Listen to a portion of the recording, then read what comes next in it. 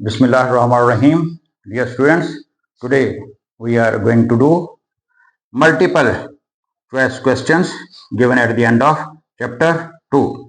Let's start 2.1. First, the angle at which dot product becomes equal to cross product.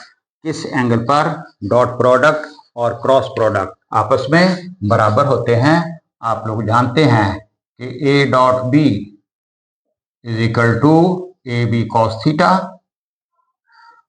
and A cross B is equal to AB sin theta। और किस angle पर cos और sin की value बराबर होती है? 45 पर। 45 cos 45 is equal to sin 45। ये भी 0.707, ये भी 0.707। So therefore when theta is 45, cross product is equal to dot product. B option will be true.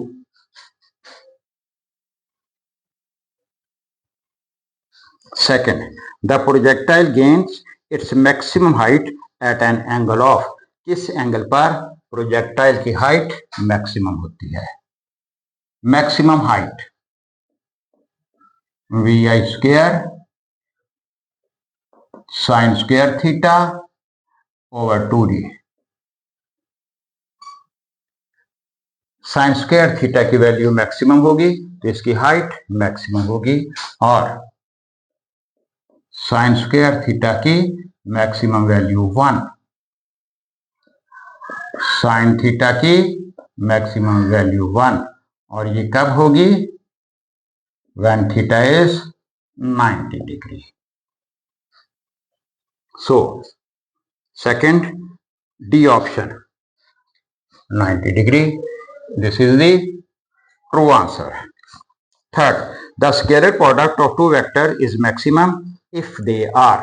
Scalar product की मैक्सिमम वैल्यू, ये देखें A dot B, A B cos theta, तो ये maximum value कब होगी? When the theta is 0, cos 0 is equal to 1। तो cos 0 is equal to 1, this means theta 0 means when they are parallel. 2.3 B option. Characteristics of scalar product में हमने ये पढ़ रखा है। The range of projectile is same for two angles which are mutually perpendicular, supplementary, complementary.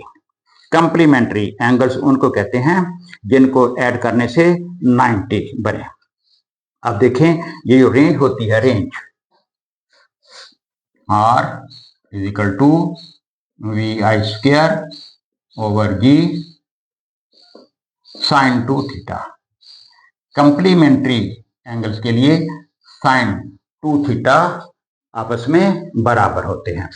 Complementary angle let theta is 30 degree, तो जो इसका complementary है that will be 90 minus 30 is equal to 60 degree. अब when theta is 30 degree, range VI square over G sine 2 into 30, that is sin 60।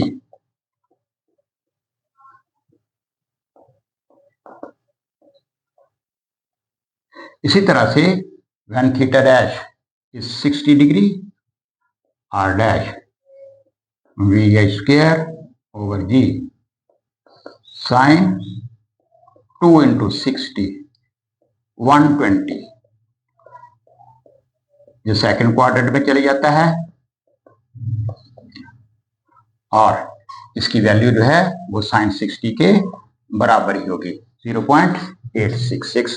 So R dash is equal to R। तो for complementary angle the range is same. 2.4 का C option.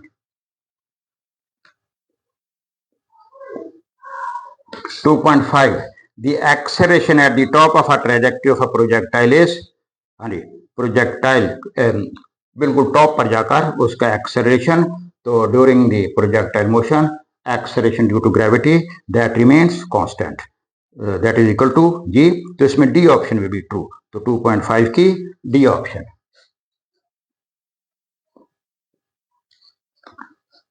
2.6 SI unit of impulse that is same as that of momentum, Newton second, C option।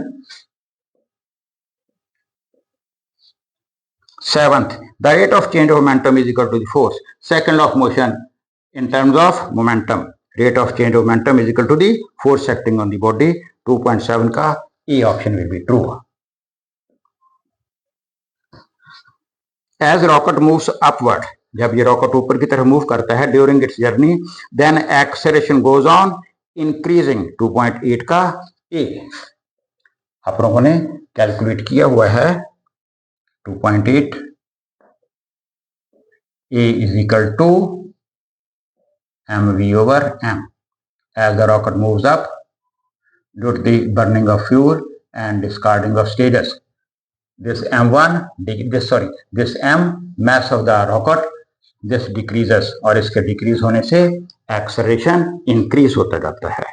9 and the last, elastic collision involves loss of energy, not at all, gain of energy, not at all, no gain, no loss of energy, no relation between energy and elastic collision, C option, no gain, no loss of energy, C option will be true।